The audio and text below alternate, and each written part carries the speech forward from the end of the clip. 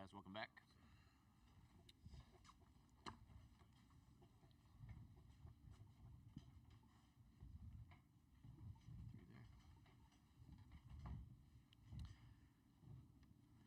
All right, good afternoon. Welcome back to the interview room here at Rocket Arena as we preview the second round of the 2025 NCAA Tournament.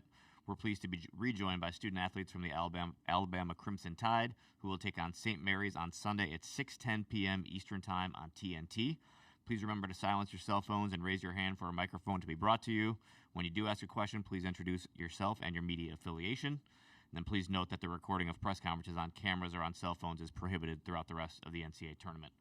Alabama student-athletes will be available until 1:55 p.m., and then we'll continue with a media session with head coach Nate Oats for an additional 20 minutes. With that, we'll open up the floor for questions. We're going to start on the left side in the fourth row.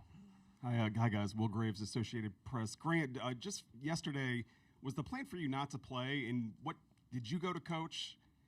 When did you sense it was time to go to coach and be like, hey, man, I can do this? The plan the whole time was if I felt good, I'd go. And, I mean, I thought it kind of got to like a stretch at the end where I felt like I was feeling good enough and I thought the guys needed me a little bit. So I went, told coach, we kind of made eye contact, and I said I'm good. And then he just subbed me in. All right, we're going to whip it over the right side here on the end first, and then we'll go to the other side of the same row. Emily Smart, Tuscaloosa News. Grant, are you able to talk about your status for Sunday? I mean, I'm feeling pretty good. So, I mean, I'm sure it's going to be the same, like where I'm pretty much questionable and it's going to be day-to-day. But, I mean, I'm going to see how I feel, and it's going to be a game-time decision. But, I mean, I'm going to stick with my rehab plan, and it seems to be working. Other side of the row here. Hi, Ron Krojcik from the San Francisco Chronicle. I guess either Chris or Darian. I was hoping you could, how would you convey the impact Mark Sears has on this team, not just in scoring and passing, but leadership, poise, and as part of that, sort of the point guard matchup tomorrow against Marciulionis, who maybe doesn't get the national attention of Sears, but is obviously an accomplished player. Let's go Darian and then Chris on that one. Mark is a big part of our team, being the point guard on the floor. And off the floor, he tells what he sees on the court, and off the court when he's, like, on the bench with us and stuff like that. So just being able to have a leader like that in our senior squad, fifth-year squad, is good for us young guys. Chris? Mark is a big-time competitor, as you can see in the way he plays. So, he kind of sets the tone, like, competitive-wise. If he's on, he's a point guard. So, naturally, like, we follow. So, yeah. Back to the left side. Hunter Desai, Alabama Central. Just for any of you, what's been the emphasis on adjusting to St. Mary's pace?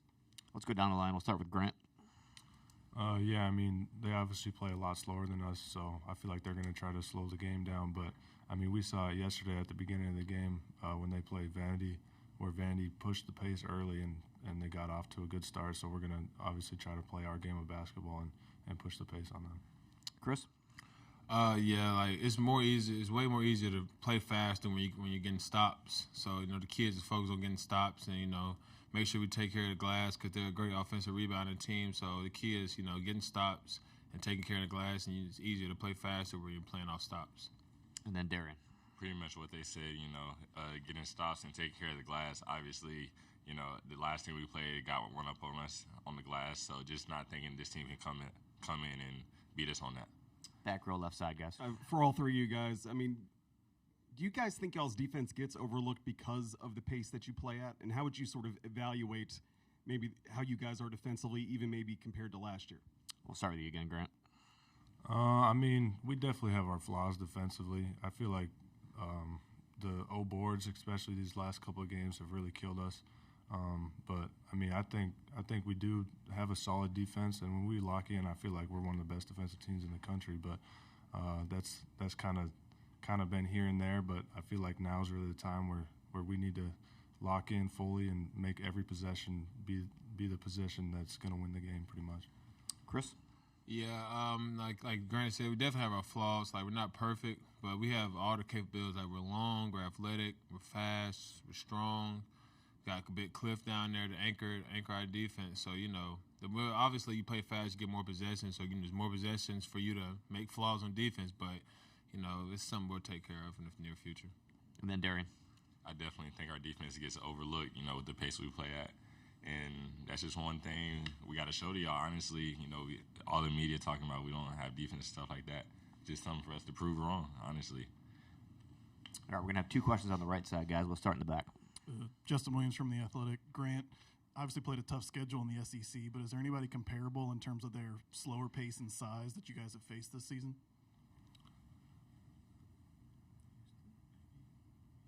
Yeah, I mean, Houston, they're not in the SEC, but that's probably the closest we played, just how physical they are and how hard they crash the glass. And then, I mean, Texas A&M, they crash. I mean, I think they're number one in rebounding rate, and St. Mary's number two.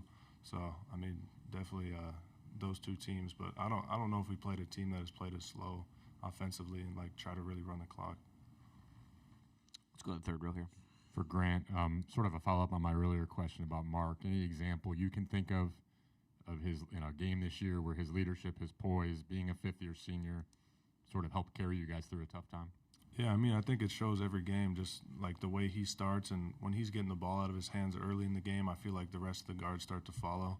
And, I mean, you saw it even this last game when he had 10 assists and he was throwing past the cliff that kind of carried over to LeBaron. LeBaron was throwing crazy lobs. So, I mean, I think it just shows every game, when he's on and he's locked in, the rest of the guys really seem to follow. Second row right side, guys. For Grant here, listening to St. Mary's the other night post-game, they really talked about wearing teams down. They want to play a full 40 every single time, crash the glass. What's been the message to this team of keeping that effort for a whole game and really crashing the glass again there? Yeah, I mean, like I said, we know they're crashing hard every single time, and we've played teams, Texas A&M, Houston, who crash just like them. So we know what we got to do to win. We got to be extra physical, extra tough, and I mean, I think the rest will take care of itself if we really try to focus on that going into this game. Additional questions for the student athletes here on the dais. Third row on the right side. And this is for any of you guys. Emily Smart, Tuscaloosa News again. Did Nate Oats ever make any point to use the career highs that were scored on you guys this season as motivation for the defense? Let's go down the line. And again, we'll start with Derrion on this one. Most definitely, we'll come in next practice here. I'm not going to say the name, but such and such had this, such and such had this. But, we'll just hear it all through practice. So, we take pride in our defense and stuff like that. So we just feel like we need to change something or, upgrade the defense or just go even harder or make sure no more players down the line get their career highs on us. Yeah, I think it started at it was at Mississippi State at the point guard did what he did to us. He's like, whoa, and another career high.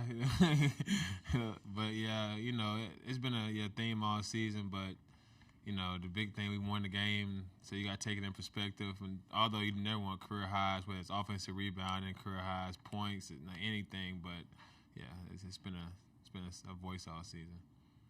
Yeah, I mean, kind of what they said, but I think that has something to do with how fast we play, and it kind of gives them a lot more possessions. And pretty much what they said. Anything else for these guys? Okay, back row left side, guys. Guys, how much of a emphasis this year was to sort of prove that last year was not just, a lot of teams, 4 teams make the Final Four every year, and every once in a while you get a one-off or a team that doesn't have a big pedigree make it. How much of it has been an emphasis to sort of prove that that this is sustainable, that what you guys did wasn't just a one-year thing? Let's go all three again. We'll just go from the left to the right. Derrion, my fault. Derrion. I would say he doesn't harp on it really much with this team. He wants to put it in the past, but obviously we want to get back to that even go farther than we did last year. Well, they did last year. As soon as the ring ceremony ended for last year's team, we kind of wanted to stop talking about it because it's a whole new roster. I think it's 4 or 5 players from last year's team. So this team hasn't been to the Final Four yet. This group hasn't. So, and we're trying to do more than Final Four with national championship. So, yeah, that's been the talk all season. Yeah, I mean, coming into the year, I kind of knew we were going to be, just as good, if not better. And, I feel like we've proven ourselves to be better than last year's team. So, I got a lot of confidence in us in this tournament, going in and making another deep run and hopefully winning it all. Any final questions for these guys before we let them get back to the locker room? All right. Thanks, fellas. Appreciate it. Appreciate it. Alabama's locker room is open until 1:55, so another 7 minutes or so. We'll be joined by Nate Oats at 1:55. He'll be available until 2:15.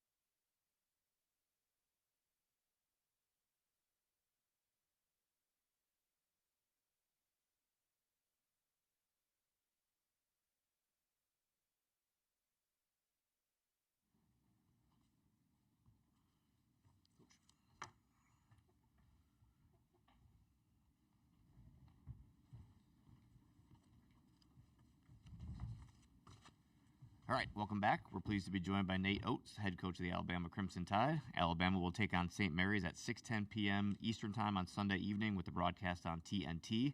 Coach Oats will be available until 2:15 p.m., and Alabama's locker room is still open till 2:15.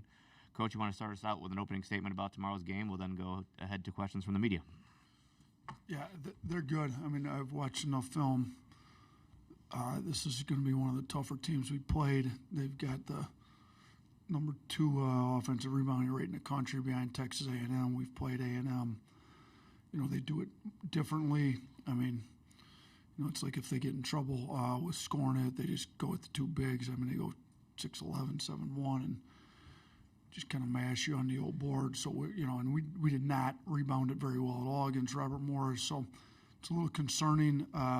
We have rebounded it well against some of the better offensive rebounding teams in the country, like Texas A&M and Houston.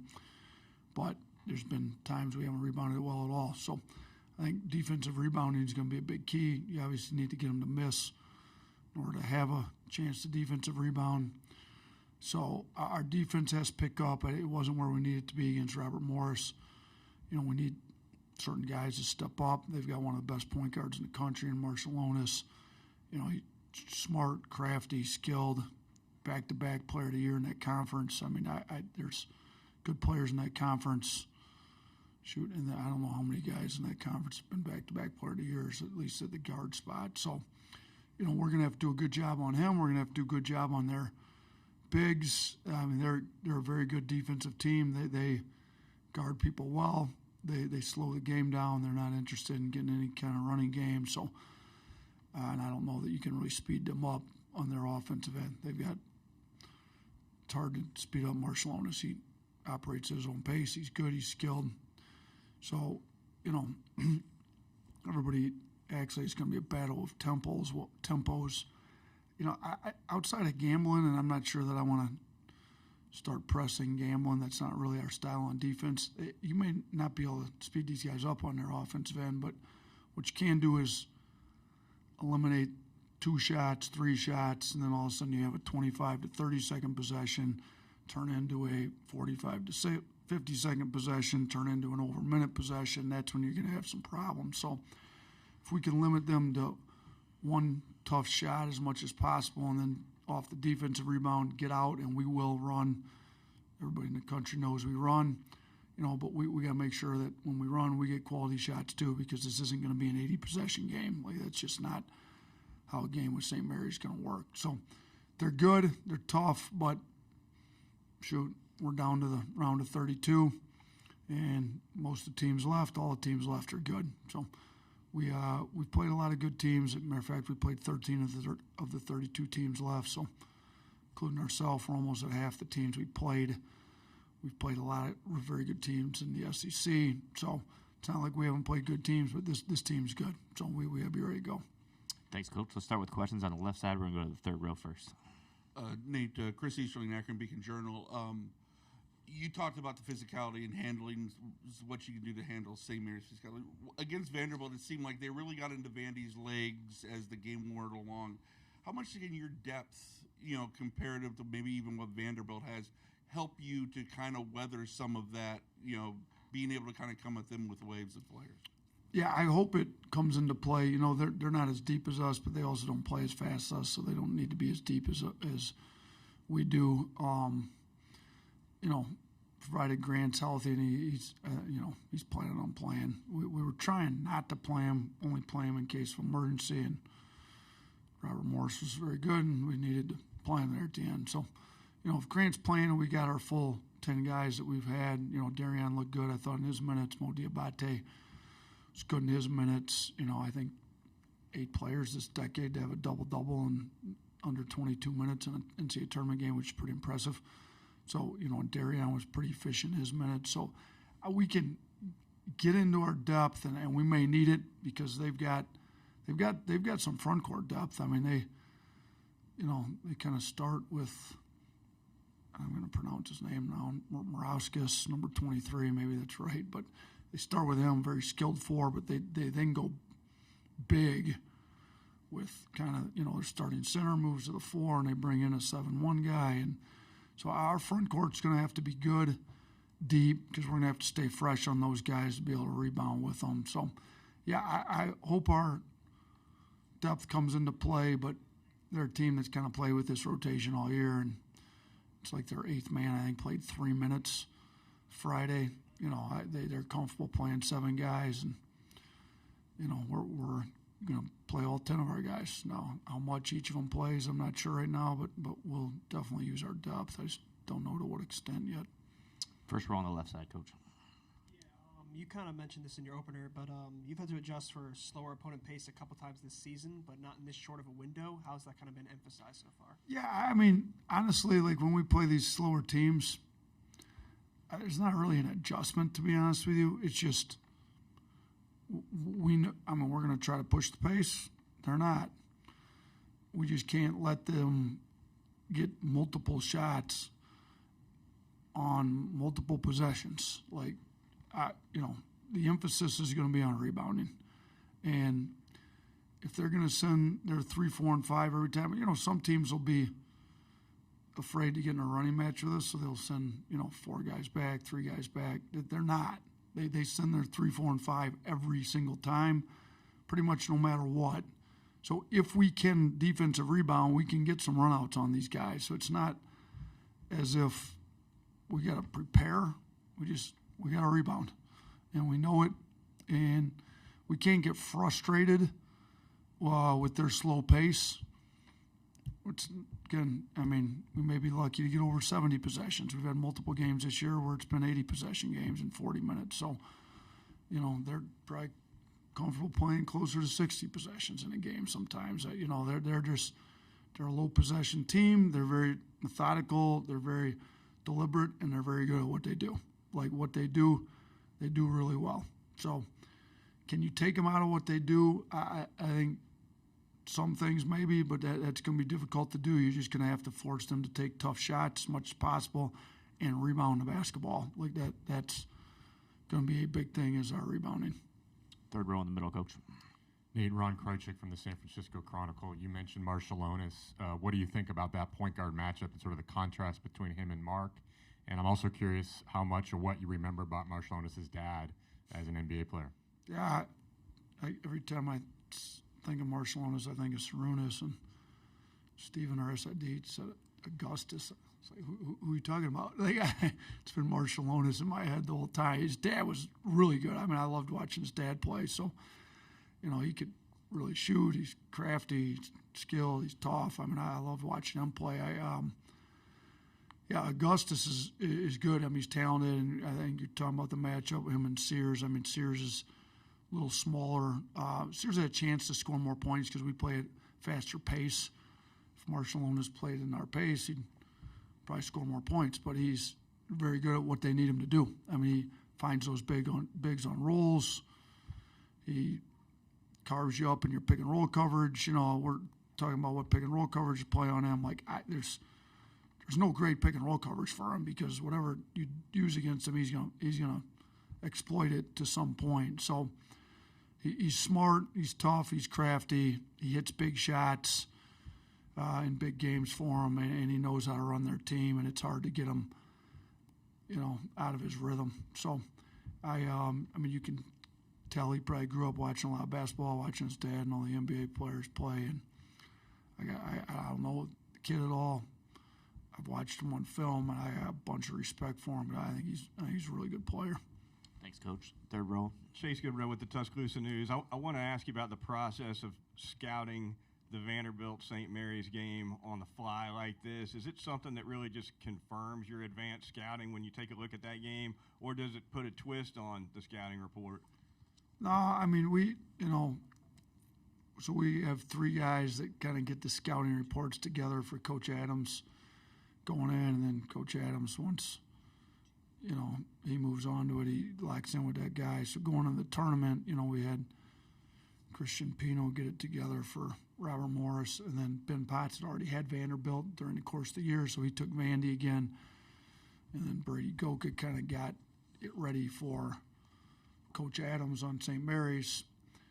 And, you know, Coach Adams spent more time on St. Mary's than he did on Vandy since we had already played Vandy. So spend more of our time on St. Mary's, not necessarily because we thought they were going to win, although we knew they were very good and had a good chance to win. But, we knew Vandy was good too, but more because we weren't as familiar with them. So we took more of our time from Sunday night to today on St. Mary's once we got the Robert Morris scout down. And you know what? I don't think the Robert Morris scout was wrong as to why it was closer than it should have been. I thought our players' sense of urgency to execute it and to just rebound the ball was where we were off. So I think once we got the Robert Morris scout in and comfortable there, more attention was turned to St. Mary's in this particular instance, just because we were unfamiliar with them. And I think we've got a pretty good feel for them. But, they're not complicated in that they don't run 50 different sets. They're complicated in that they're extremely good, and it's hard to take them out of what they do. So they're simplified but good at what they do, and it's going to take some toughness. If we come in soft, we're not going to have a chance to win this game. So I think we've got a good feel for what they're doing. We're going to continue to study whatever little nuances and little details will help our players be more ready for it. But, yeah, I think, right out of the gate, Sunday night, we get the assignments. We met as a staff quickly. We assigned it. We got everybody on the same page. We got the Robert Morris in. By Tuesday, I think Coach Adams had moved on to St. Mary's while still with the teams on Robert Morris. I think he's got a pretty good feel for what they're doing. And then on our offensive side, those guys do a good job too with Adam and Ryan. Back row on the left side, Coach. Katie Wyndham, Bama Central. With Mark being in a little bit of a three-point shooting slump lately, can that almost be offset by what he was able to do distributing the ball yesterday with the 10 assists? Listen, I got a lot of respect for Mark late in the year this year, because there's times where in the past with his shooting slump he would have been ready to kind of feel sorry for himself, not fight through it as well. I think he's done an unbelievable job showing how competitive he is, how much he wants to win, how tough he is mentally.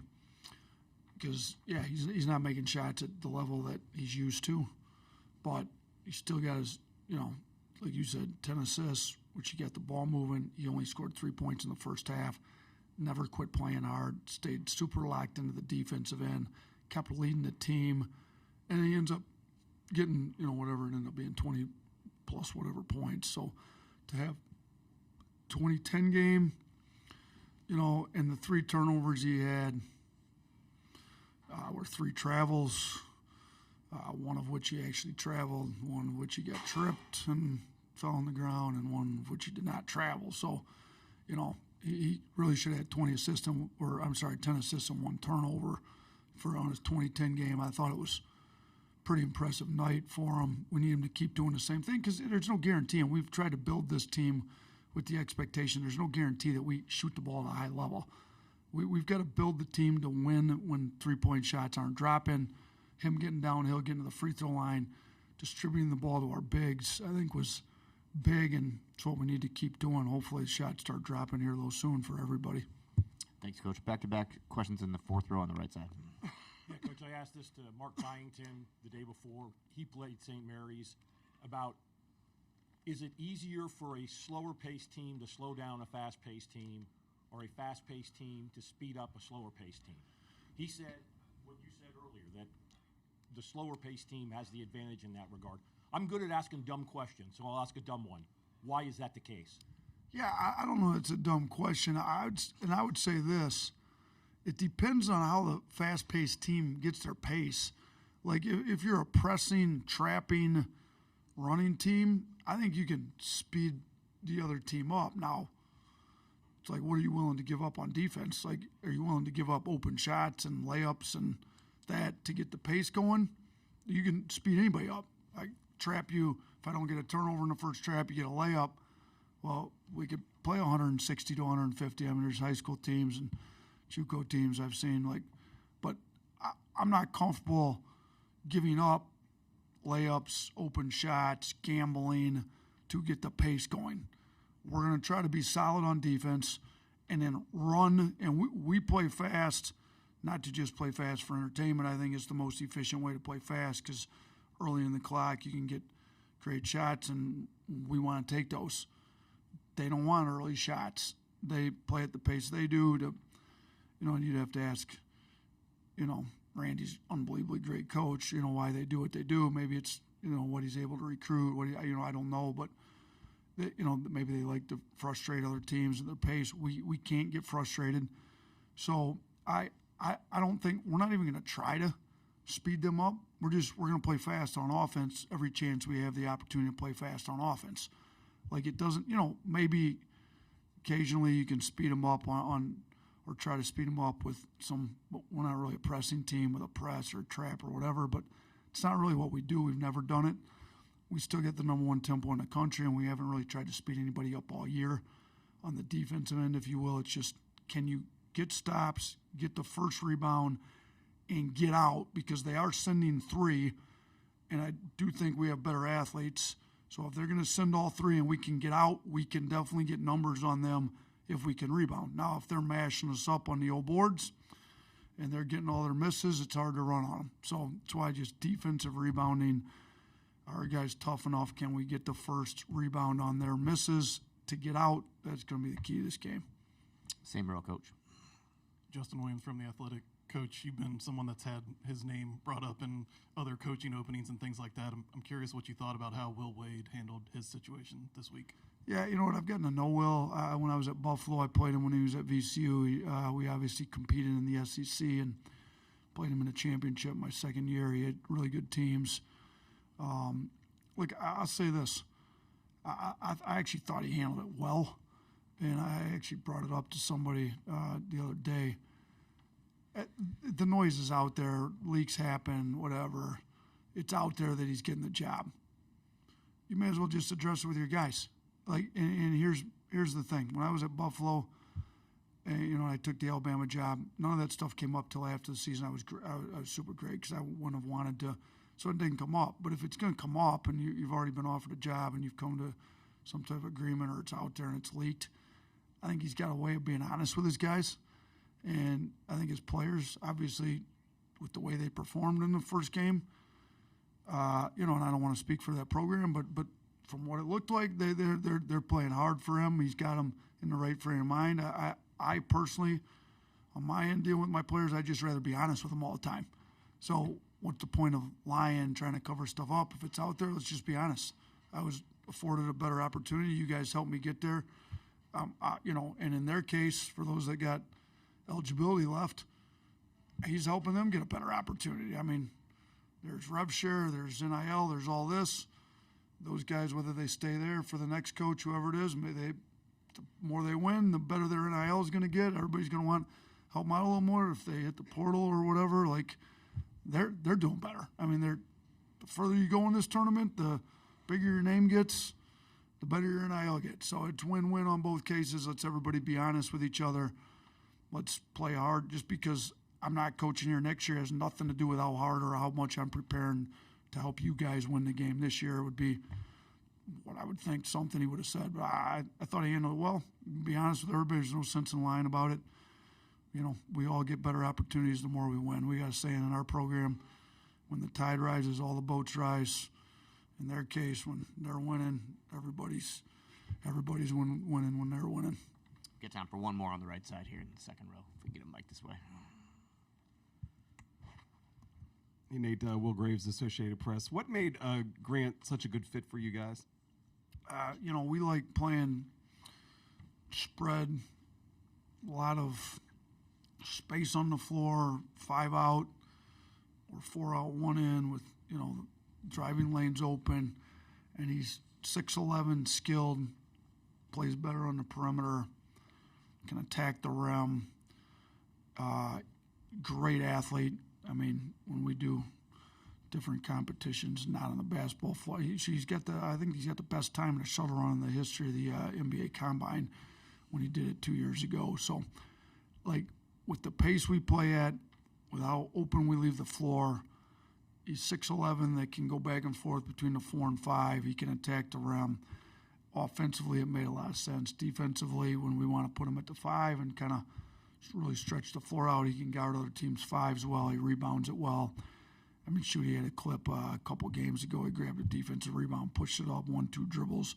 Guard tried to take it, wraps around his back, behind the back, finds Youngblood in the left corner for a wide open transition three. Like, I don't know how many 6'11" guys in the country can do that, but him rebounding, pushing the pace, him playing on the perimeter on offense, him being able to, you know, we can be big on defense, play him at the 4 because he's skilled enough to play the 4 for us, allows us to, you know, have good defense, you know, and keep him at the 4 with some size, and we can play him at the 5 some too. So I think it's been a really good fit overall. He's had some injuries through both years that have kept him from maybe progressing as much as you would like to have seen, especially with his shot, maybe because he just hasn't been able to put as much time in outside of practice, trying to rest. Like even now, you know, he can't do that much, trying to make sure he's ready to go. But, you know, I hope he gets a chance playing the NBA. I think he's got a chance. I think he's that skill level at his size. He's going to have it. Maybe he has to climb up a different route. Maybe he's got to be a two-way and get there that way. But I think he's got a chance if he can stay healthy and really get his shot down. So I think he's been a great fit. You know, we're on an NBA offense. He's skilled big that NBA teams are looking for. We're looking for guys that make sense in an NBA offense, and he's that. Coach, thanks for your time. All right, thanks.